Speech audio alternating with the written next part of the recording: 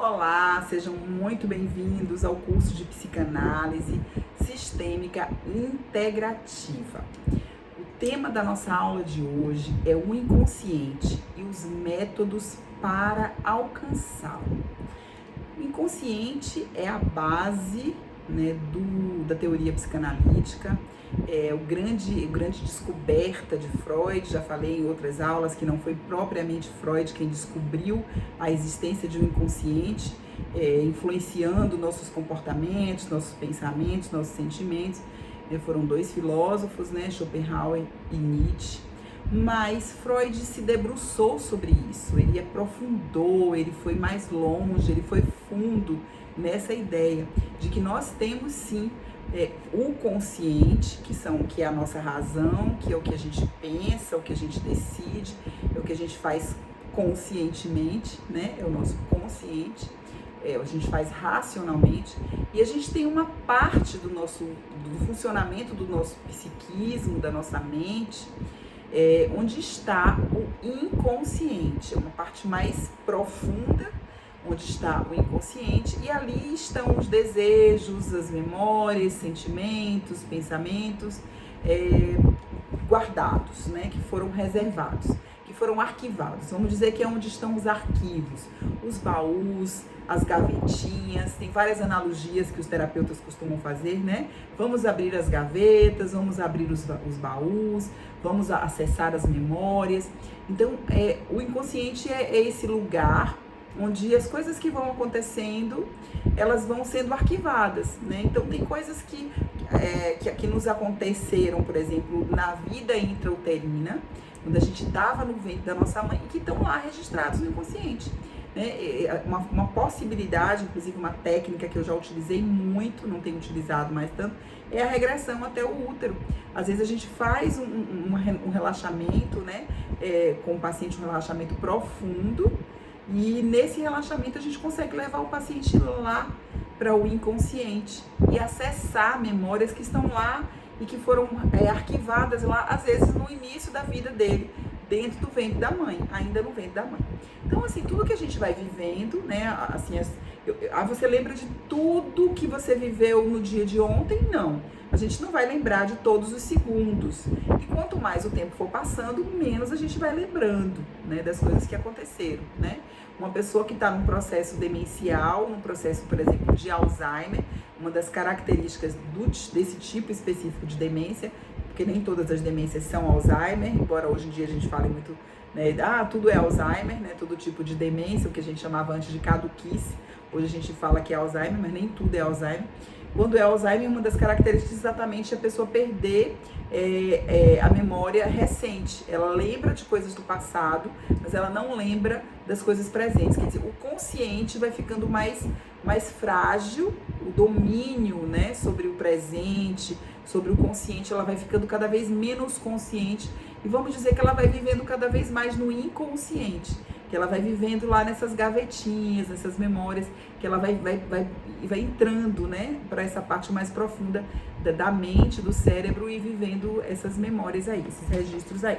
Então, o inconsciente é esse lugar do psiquismo, onde estão esses registros todos, onde estão todas essas memórias, e que tem muito a ver com o que a gente viveu. O que a gente viveu vai ser arquivado lá, o que a gente pensou, o que a gente sentiu, que trouxe um desconforto vai ser arquivado. Tem pessoas que, por exemplo, falam: eu não lembro de nada da minha infância. Não é normal você não lembrar de nada da infância. Provavelmente aconteceram coisas muito traumáticas, muito negativas, muito ruins, que fizeram com que você esquecesse lá no arquivo morto, numa caixinha, num baúzinho bem lá no fundo do inconsciente, essas lembranças. Mas as lembranças estão lá e de alguma forma a gente pode acessar. E para que a gente mexeria com isso? Por que a gente não vive só com as coisas que a gente tem consciência? E tem gente que vive, ou pelo menos tenta viver, não pensa nessas coisas, não pensa no inconsciente. Mas o inconsciente, ele está determinando muitas coisas, muitas das nossas escolhas, muitas das nossas atitudes, nossos comportamentos, eles são determinados pelo que aconteceu no inconsciente, pelo que está lá no inconsciente. Por isso é que é importante, por isso que o grande saque da psicanálise, o grande saque de Freud foi exatamente acessar essas coisas do inconsciente porque são importantes, não são desimportantes, ao contrário, são coisas muito importantes. Registros que estão lá são muito importantes para a gente se entender, para a gente se conhecer e para a gente se adaptar melhor ao mundo, para a gente lidar melhor com os conflitos, com as dificuldades, para a gente fazer mudanças nos nossos comportamentos. A gente precisa acessar, então, o nosso inconsciente. Daí porque a gente está fazendo, né, investindo aqui esse tempo estudando a psicanálise, porque a gente entende que é importante acessar o inconsciente. E aí, assim, de que forma que a gente acessa o inconsciente? Esse inconsciente existe, como é que a gente sabe que ele existe? Quais são as evidências de que ele existe, né? E já que a gente está, né, temos que trabalhar com a razão, com a ciência, né? A psicanálise buscou desde o início, Freud buscou se adequar aos modelos científicos propostos, então precisa, né, ter evidências de que funciona. Então, como é que a gente sabe que o inconsciente existe? Primeiro, tem dois comportamentos que nós temos que, independente de você fazer terapia, de você não fazer terapia, né, tem dois comportamentos que nós costumamos ter e que Freud identificou que revelam que a gente tem um inconsciente. São quais são esses dois comportamentos? Os atos falhos e os xistes. Freud chamou de xistes, né? E os atos falhos. O que são os xistes? Os xistes são as brincadeiras, o que a gente chamaria hoje de resenha, né? Brincadeiras que trazem muitas verdades. Aquelas brincadeiras com fundo de verdade, né? Onde você se revela. Você fala de brincadeira, você fala de brincadeirinha, mas ali você está revelando alguma coisa que está lá no seu inconsciente. Uma verdade que está no inconsciente. Então, as brincadeiras, os xistes, eles revelam muito do nosso inconsciente, né? Então, você vai fazer às vezes uma piadinha com alguém, né? Parece que é de brincadeira, mas na verdade, às vezes ali há uma crítica embutida, ou às vezes ali há até uma atração, um desejo, você faz uma resenha como se você não quisesse, mas no fundo aquilo está mostrando o que você quer, né? Às vezes a importância que você dá, né? Uma pessoa, eu tô lembrando aqui de um paciente que tinha muito ciúme de uma familiar, né? Na verdade era uma cunhada dele, e na verdade a gente acabou descobrindo que ele tinha, na verdade, atração por ela, né? Então ele tinha muito ciúme, não era nem ciúme, na verdade. Era muita implicância, ele implicava muito com ela. Então era uma implicância, mas que na verdade havia por trás daquilo ali um desejo. A gente acabou trabalhando em cima disso e descobrimos que ele tinha, na verdade, um desejo, uma atração por ela. Então são aquelas brincadeiras, aqueles comportamentos, às vezes, né, excessivos, né, que destoam, até como eu falei, até uma crítica excessiva com uma pessoa, você implicar demais com alguém, né? Às vezes é porque a gente diz assim, às vezes é porque a pessoa está nos mostrando alguma coisa que a gente não quer ver, né? Alguma característica nossa que a pessoa tem e que a gente cria uma antipatia por aquilo, ou uma simpatia. Às vezes aquilo ali tem a ver com o registro do inconsciente. A simpatia porque lembra alguém que você gosta muito, tem algum comportamento da pessoa, alguma coisa na pessoa que te lembra alguém que te fez muito bem no passado, sei lá, uma tia querida, alguém do passado. E a implicância às vezes lembra alguém que te fez mal de alguma forma, que não foi bom para você. Então, assim, o inconsciente fala. E através dos atos falhos, né, os xistes seriam essas brincadeiras ou até críticas também, a gente pode incluir também as críticas aí nos xistes, né, que são esses comentários. Tem uns comentários assim aleatórios, comentários nada a ver, mas que estão revelando muito quem você é. Então seriam esses os xistes. E os atos falhos são atos, né, palavras ou comportamentos. Por exemplo, você está indo para um lugar e você vai na outra direção. Na verdade, você estava, talvez haja um desejo de ir naquela outra direção, você tinha que ir para um lado e você acaba indo para o outro, porque no fundo você queria era para aquele outro lado e não para o lado que você disse que iria ou deveria ir, né? Você vai telefonar para alguém e você acaba ligando para uma outra pessoa, porque na verdade você estava com aquela outra pessoa na cabeça, aquela para quem você ligou. Você disse que ia ligar para uma, você queria ligar para uma conscientemente. O seu consciente ele levou para ligar para alguém, para falar com alguém, mas o inconsciente te levou para um outro lugar, né, para uma outra direção. Uma palavra que você fala, você às vezes vai falar um nome e fala outro nome, né? Imagine que complicado você falar o nome do amante, da amante, né? Falando com o marido, então aí sai sem querer aquele outro nome que não devia ter saído.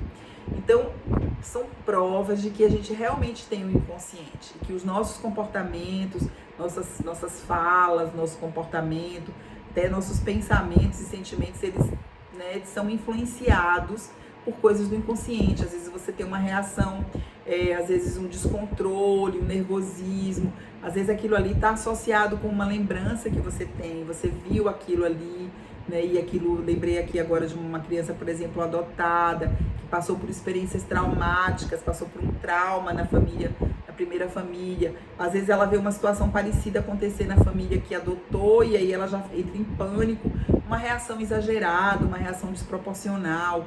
Então, reações desproporcionais, né, chamam a nossa atenção, para a gente tentar investigar por que teve aquela reação tão exagerada, por que fica fazendo essas brincadeiras, por que ia ligar para um e liga para o outro, por que fala tanto o nome dessa pessoa, né, por que implica tanto, por que quer tanto estar perto. Então, são sinalizadores de que a gente tem um inconsciente e de que aquilo ali está revelando algo da pessoa. Então, fica, né, essa dica. Então, uma das formas da gente acessar o inconsciente é através dos xistes, dos atos falhos. Uma outra forma da gente acessar é através dos sonhos, né? O sonho, na verdade, a gente, né, já se sabe que, né, pelo menos são as teorias, até onde eu sei, né, acho que nada foi descoberto diferente disso até aqui. Nós sonhamos toda noite, na verdade, o sonho é atividade cerebral durante o tempo de sono. Quando a gente está acordado, está vivendo, está falando, está fazendo. Quando a gente está dormindo, o cérebro, ele não para de funcionar, ele continua em atividade. Então, essa atividade que ocorre durante o sono é o sonho. E a gente sonha todo dia, né? Só que há sonhos que são impactantes, são sonhos que a gente lembra no outro dia. O cérebro, ele está ali trabalhando todo o tempo e a gente está sonhando todo o tempo. Mas tem sonhos que a gente vai lembrar, tem sonhos que a gente não vai lembrar, né? E daqueles sonhos que a gente vai lembrar, tem sonhos que são os que Freud falava, resíduos do cotidiano, resíduos do dia anterior. Então, um sonho que foi um resíduo do que você viveu no dia anterior. Então, você encontrou com fulano, aí aquele fulano acaba aparecendo no seu sonho. Você, né, falou, acabei até de lembrar aqui de uma pessoa que eu sonhei esses dias, que eu acabei desejando fazer contato com ela e não fiz ainda. Acabei de lembrar. Vou fazer isso depois que terminar de gravar essa aula. Então, assim, você sonha com uma pessoa, daí você, né, pensa nela, ou alguma coisa que aconteceu realmente naquele dia e que você lembra. Então, são resíduos do dia anterior. Ou Freud dizia também que os sonhos, eles revelam muito o nosso inconsciente. Um desejo, como a base da teoria freudiana. Freud se baseou muito, exatamente por ter sido criado na época da era vitoriana, onde houve muita repressão sexual, depois de um tempo de grande libertinagem, de grande liberação sexual, né, no século XVI, XVII, século XVIII. Século XIX veio essa repressão, a era vitoriana e a repressão sexual.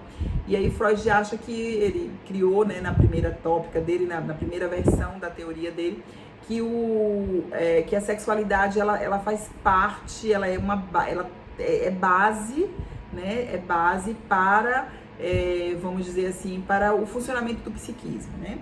Então, ele dizia assim, que às vezes as coisas que foram reprimidas, os desejos sexuais reprimidos, né, pelo pai, pela mãe, e aí vem, né, os complexos de Édipo, de Eletra, aqueles desejos reprimidos pelo proibido, né, pelo marido da vizinha, né, enfim, esses desejos, eles vêm à tona durante o sonho, né, e aí ele trabalha muito os sonhos, os mecanismos que acontecem durante o sonho, né, que você às vezes há um deslocamento, a projeção, né, você mistura os elementos, né, então há toda uma interpretação do que acontece no sonho. Só que a gente sabe hoje que o sonho, existem outros tipos de sonho, né, que Freud não fala, que Freud não dá conta, que são sonhos onde a gente vive mesmo sobrenatural, né, há sonhos premonitórios, sonhos que revelam coisas, né, Deus, o Espírito Santo de Deus.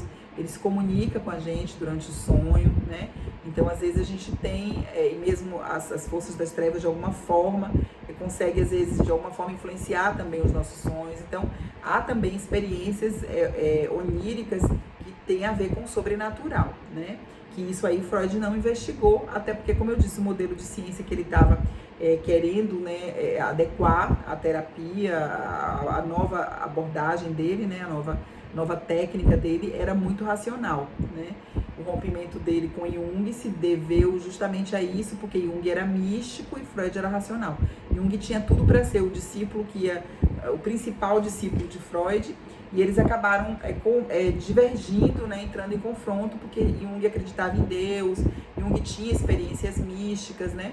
E Freud era absolutamente racional, ele negava Deus, inclusive porque, como eu falei, ele tinha carregava traumas em relação a Deus, né, em relação à espiritualidade, à religiosidade, por causa da experiência dele com o pai, né, com a família que era judia, e onde eles sofreram tantos preconceitos, foram vítimas do antissemitismo, né? Mas esse é um parênteses que eu estava fazendo. Então, voltando para a questão dos sonhos. Então, Freud, ele não deu conta de todos os tipos de sonho e ele interpretava os sonhos. Existe hoje, inclusive, manuais de interpretação de sonhos, como tem manuais de interpretação de desenhos, tem manuais de interpretações de sonhos e que são muito falhos, porque não é uma coisa assim tão estanque, né? Cada caso é um caso. E Freud, inclusive, acabou concluindo que o melhor intérprete para o sonho é o próprio sonhador, né? A própria pessoa que sonhou, ela não tem ninguém melhor para interpretar o sonho dela do que ela mesma, né? Então, enfim, o sonho é uma das coisas que faz parte, vamos dizer assim, né, da terapia freudiana. O primeiro livro foi exatamente a interpretação dos sonhos, mas da coleção dele, que ele escreveu sozinho, né? Mas o primeiro foi o Estudo da Histeria, junto com Joseph Breuer, e o segundo livro que ele escreveu, né, esse que ele escreveu sozinho, que faz parte das obras completas dele, é justamente a interpretação dos sonhos, né? Que é um livro interessante, que vale a pena você até adquirir, mas tem essas limitações. Eu acho que Freud não foi tão fundo, ele não descobriu tudo que tinha para se descobrir em relação aos sonhos, né? Mas, de fato, são sim. Os xistes, os atos falhos e os sonhos são sim expressão do inconsciente. Realmente o nosso inconsciente, né, nossos impulsos, nossos desejos, impulsos mais primitivos, eles às vezes se revelam em sonhos, né? Também, como eu disse, ele não foi tão fundo, porque eu creio, né, tenho, né, certeza disso hoje, que o sobrenatural também pode influenciar os sonhos, e isso Freud não deu conta, né, de chegar nessa parte aí. A outra coisa, né, outra parte importante, né, sobre esse acesso, esse método de acesso inconsciente, que eu acho que é o principal, na verdade, da psicanálise, é o método catártico, né? O método catártico, que é o método da associação livre, a gente chama assim, mais de associação livre, né? Que é a cura pela fala, é o grande saque, é o mais importante, né, da teoria freudiana, né, da metodologia freudiana, e que é utilizado até hoje em todas as terapias. Freud realmente, como eu falei, ele tem a razão, há motivos reais para que ele seja essa referência, né, na saúde mental, né, na medicina, porque ele realmente descobriu coisas incríveis, né? Ele deixou um legado incrível para a humanidade, ele mudou a nossa forma de encarar, né, o funcionamento da mente, do cérebro, do psiquismo. Então, ele deu grandes contribuições. E uma foi descobrir que falar cura, né? Ele estimulava as pacientes a falar, a simplesmente falar, ficar à vontade para falar, expressar o que elas sentiam. E aí ele via que havia um alívio dos sintomas, que havia uma melhora, que havia um alívio mesmo dos sintomas quando elas falavam, né?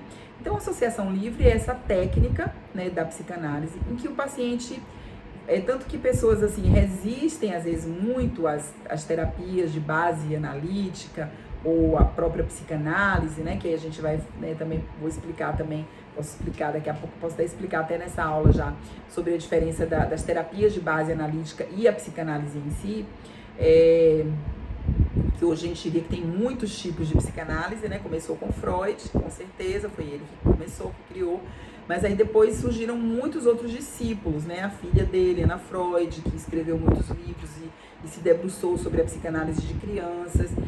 Depois Melanie Klein, Winnicott, Bion, Lacan, mais contemporaneamente. Então, assim, muitos teóricos construíram a psicanálise a partir daí. Jung não é psicanalista, Jung criou uma outra linha, né, que é a análise, né, ele é análise junguiana, né, então é psicologia analítica, né, que é o nome da abordagem de Jung, não é psicanálise, né, Jung não era psicanalista, assim, começou com Freud, mas depois ele criou a psicologia analítica, que trabalha muito também com sonhos, com simbologia, com arquétipos, é outra coisa, né? E existem, como eu falei, várias psicanálises, né? E a terapia de base analítica é uma terapia onde não usa o divã, né? Que o método é frente a frente, mas que tem essa base na teoria psicanalítica. Tem uma base na teoria da psicanálise, mas o método não é propriamente psicanalista. E o analista, aquele que trabalha só com psicanálise, a psicanálise mais tradicional, mais ortodoxa, é aquele que usa o divã, né, que trabalha basicamente com associação livre, somente, quase que exclusivamente com associação livre, que é você deixar o paciente falar e você quase não fala. Então essa é uma das críticas que as pessoas fazem às vezes ao psicanalista, principalmente ao psicanalista tradicional, porque ele fala muito pouco, ele faz poucas intervenções, ele escuta, né, e ele faz apenas pontuações, né, ele pontua e ele faz uma coisa que às vezes incomoda e nem sempre é entendida por muitas pessoas, por muitos pacientes, que é devolver a pergunta. Quando você pergunta ao seu analista o que eu faço, o que você acha, né? Como é isso, ele devolve a pergunta a você e ele diz o que você acha, como você faz, como você lida. Então ele devolve a pergunta para você porque é sobre você. Faz sentido, mas ao mesmo tempo incomoda um pouco, né, os pacientes. E eu entendo que incomode mesmo, porque a pessoa fala, olha, eu tô vindo aqui, tô buscando um profissional, tô pagando, né, para ser ouvido e para ser orientado, preciso que a pessoa me diga o que ela tá vendo. E eu acho mesmo, por isso que inclusive a minha resistência, né, à psicanálise durante muito tempo, foi exatamente por isso, não a teoria psicanalítica, que realmente faz sentido total no inconsciente, eu sempre achei, né, e sempre tive esse olhar, né, da psicanálise no meu trabalho, olhando para trás e fazendo uma retrospectiva. Eu vejo que não teve como isso não me influenciar. Eu estudei muito psicanálise realmente na faculdade. E o meu olhar sempre foi desse, de buscar o que está atrás, de buscar o inconsciente, de fazer essa leitura mais profunda. Mas a metodologia, né, da associação livre, de apenas ouvir, de pontuar muito pouco, de quase não falar nada, de devolver a pergunta, isso eu nunca fiz muito, eu nunca fui muito por esse caminho, que eu acho que o próprio Freud não seria. Eu costumo dizer que Freud era tão genial que nesse contexto que a gente vive ele não seria freudiano, pelo menos não freudiano daquele jeito, naqueles moldes de antes, né? E ele, então eu não faço isso porque realmente as pessoas precisam às vezes de uma direção. E às vezes, como eu falei, eu já fiz essa analogia da mão, né, no rosto, eu tô de fora e eu tô vendo melhor do que a pessoa. E a pessoa veio buscar ajuda porque ela não tá conseguindo enxergar. Ela não tá acessando aquilo. E se eu estou conseguindo enxergar, eu preciso colocar para ela. Eu acho que é um dever do terapeuta dizer para ela o que ele tá vendo, né? Não impor a verdade dele, não impor o que ele está vendo. A gente tem que esperar o tempo do paciente. Uma das características, né, que eu tenho, né, uma aula falando, né, sobre as características fundamentais, essenciais para ser um terapeuta, e eu falo sobre isso, que a gente precisa ter paciência, né, respeito ao tempo do outro. Então a gente não pode impor nada, mas é importante que a gente dê um feedback, sim. As pessoas vêm atrás de um feedback também, elas não querem só falar. Porque se elas quisessem só falar e se escutar, elas poderiam falar sozinhas, falar só com Deus. Claro, quando a gente fala com Deus, a gente está falando a gente está sendo com certeza escutado e a gente tem sim feedbacks de Deus, né? Deus fala ao nosso coração, Ele responde através da Bíblia, através da palavra, através de pessoas e às vezes até dentro do nosso próprio coração, tem sim uma resposta. Então a gente quer um feedback, a gente precisa de um feedback, né? A gente precisa de alguém que escute, mas que também nos dê um feedback. Então, por isso que a minha forma de trabalhar com a psicanálise, né, a forma que eu tenho de trabalhar com a psicanálise, de ensinar vocês a trabalhar com a psicanálise, ela não é tão radical no sentido de apenas que o paciente ande sozinho, que ele próprio chegue às conclusões, que eu dê muito poucos sinais para ele. A gente deve dar sinais mais claros, sim. Eu sou, né, dessa linha em que acho que o paciente precisa ter sinais claros, sim, né, mais claros, sim, para onde ele está indo, do que ele fazer, né, nunca impondo, sempre respeitando, sempre no tempo dele, mas é importante que a gente sinalize. Então, a associação livre seria esse método que a pessoa deita no divã. Por que o analista fica de costas para ela? Para que ela fique mais à vontade, para que ela fique nua, para que ela fique livre, porque debaixo do olhar, às vezes a pessoa se envergonha, se constrange. Então, Freud tinha essa ideia. Também há quem diga que o analista se protege também atrás do divã. Porque ele atrás do divã, ele pode bocejar, ele pode fazer anotações, ele pode pensar em outra coisa, né? Ele pode cochilar, como a gente às vezes vê, né, em filmes, né, colocando essa ideia, né, essa visão do psicanalista, né, que dorme, que cochila, né? E que apenas diz o seu tempo acabou, né? Que é uma outra coisa também importante, né? Assim, essa questão do tempo. Lacan, por exemplo, falava de um tempo lógico, né? Freud falava de um tempo de 50 minutos, né? 60 minutos a 50, outros falam em 40, então há autores que falam em 40, 50 e até 60 minutos. Tem outros que falam, como Lacan defendia o tempo lógico, que é o tempo em que a pessoa em que foi produtivo. Então, às vezes, a pessoa foi produtiva em 15 minutos e você termina. Eu sempre questionava isso, né? Na época da faculdade, eu perguntava aos professores, eu falava, mas por que o tempo lógico é sempre para menos? Nunca é para mais, né? Quando o paciente está precisando de ficar um pouco mais, né? Então, o meu tempo, ele é mais ou menos 60, eu deixo disponível para cada paciente 60 minutos, mas eu procuro, o tempo mínimo é 40 minutos, né? E às vezes eu passo até de 60. Por isso, inclusive, que, né, 50, 60, né? Até passa, eu marco já os outros pacientes com 30 minutos de intervalo entre um e outro, para eu ter um tempo de respirar, né, e tal. E porque, às vezes, o paciente passa mesmo um pouco do horário. Porque o tempo pode ser lógico, né? Eu concordo até com essa visão de Lacan do tempo lógico, mas é uma lógica que não é só para menos, pode ser também para mais, né? Então, a associação livre seria isso. O paciente fica livre para falar e o terapeuta, ele apenas ele faz perguntas, ele faz pontuações e perguntas ali durante a sessão, né? E o tempo alguns pacientes, alguns analistas, né? O tempo determinado, preciso, né? Aquela coisa meio rígida mesmo, de acabou o seu tempo, mesmo que o paciente esteja chorando, esteja sofrendo, esteja soluçando. Você fala, acabou o seu tempo e bota o paciente para fora da sala, né? Tem outros que trabalham, como eu falei, com tempo lógico, sempre para menos. E tem a flexibilidade, que é a forma como eu trabalho, que a gente precisa ter um tempo, tem que ter o limite sim, né? Até para não esgotar toda a demanda, até porque é cansativo para o paciente, é cansativo para a gente, até porque a gente tem outros compromissos, a pessoa também. Enfim, tem que haver um limite ali no tempo, mas tem que haver uma certa flexibilidade também, para um pouquinho mais ou um pouquinho menos, né? Um pouco mais do que em torno de 40 minutos. Então, eu acho que é um tempo bom, 40 minutos, um pouco mais, um pouco menos. Assim, menos quase nunca, né, gente? Assim, raramente eu tenho uma sessão com menos de 40 minutos. Mas acho 40 minutos é um tempo bom, um pouco mais. Então, você deixar 1 hora, né, para cada paciente, porque você pode precisar mesmo desses 20 minutos a mais, né? Desses 10, 15 ou 20 minutos a mais. Então, eu sempre coloco o meu despertador para tocar na hora dos 40 minutos, e aí eu sinalizo para as pessoas, olha, o tempo está acabando, né, nós já estamos encerrando, para ela saber que ela tem que a gente precisa julgar as coisas, amarrar a sessão, mas aí às vezes eu preciso usar mesmo os 10 minutos até os 20 minutos, né? Então, como eu falei, é um tempo que é lógico, mas que às vezes é para mais do que os 40 e não para menos,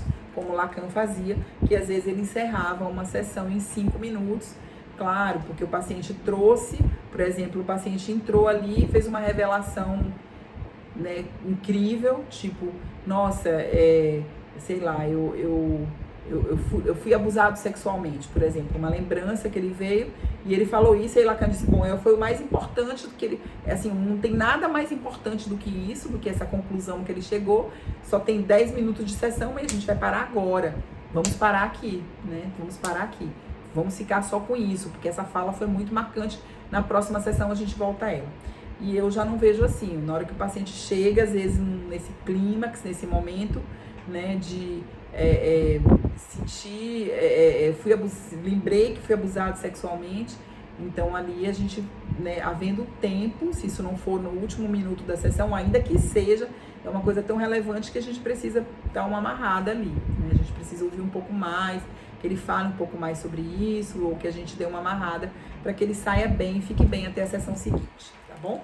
Então, isso era o que era a mensagem, né, que eu tinha para passar para vocês sobre o inconsciente e sobre os métodos para acessar o inconsciente, que são, recapitulando esses 3, assim, né, de uma forma espontânea, os xixes e os atos falhos, a interpretação dos sonhos, né, os sonhos, e a associação livre, que é o método da psicanálise, que é esse método catártico de cura pela fala.